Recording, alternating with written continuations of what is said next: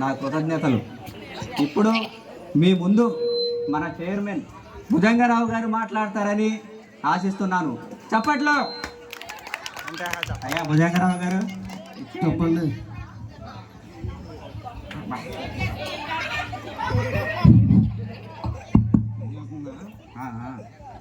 ఇంత పెద్ద ఎత్తున ఈ సభను ఏర్పాటు చేసినందుకు మీకు, మీ గ్రామ సభ్యులకు నా కృతజ్ఞతలు. అబ్బా, మీ గ్రామం గురించి, గ్రామ అభివృద్ధి గురించి మాట్లాడమంటున్నారు.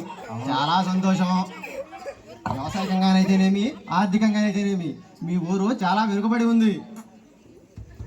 కాబట్టి మీకు రోడ్లు లేవు, గ్రంథాలయం లేదు. ఇవన్నీ చేయాలంటే గోపాలరావు గారు ముందడుగు వేయాలి. వందనాలయ్యా. అప్పుడు కానీ మీ ఊరు నందనవనంగా మారుతుంది. కొట్టాని చప్పట్లో. నువ్వే చెబుతారా? అప్పుడు మీ 3 పువ్వులు 6 కాయలుగా మీ గ్రామం వికసిల్లుతుంది. అబ్బా కొట్టాని చప్పట్లో. ఎమ్మెల్యే గారు జిందాబాద్, జిందాబాద్ భుజంగరావు గారు, జిందాబాద్, జిందాబాద్ భుజంగరావు గారు, జిందాబాద్, జిందాబాద్, జిందాబాద్. ఇకపోతే మీ గ్రామ తరఫున 2 లక్షల రూపాయలు శాంక్షన్ చేయించి పనులు బిగించేస్తానని కంకణం కట్టుకున్నాను. అబ్బా కొట్టాని చప్పట్లో. ఇకపోతే ఈ గ్రామ తరఫున వసూలు చేయవలసిన చందాలు వసూలు చేసి ఈ వేరు గోపాల పని చేయలేదా?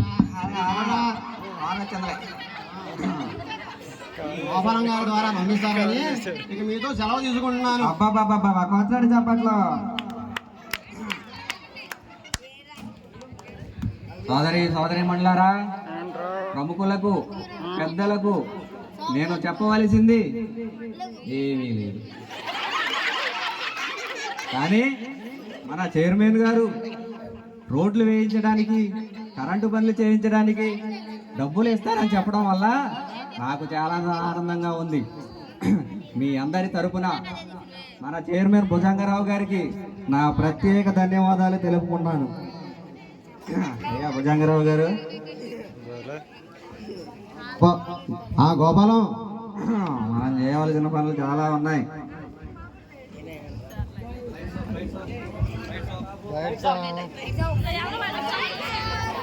లైట్లు ఆపుకుంటాను.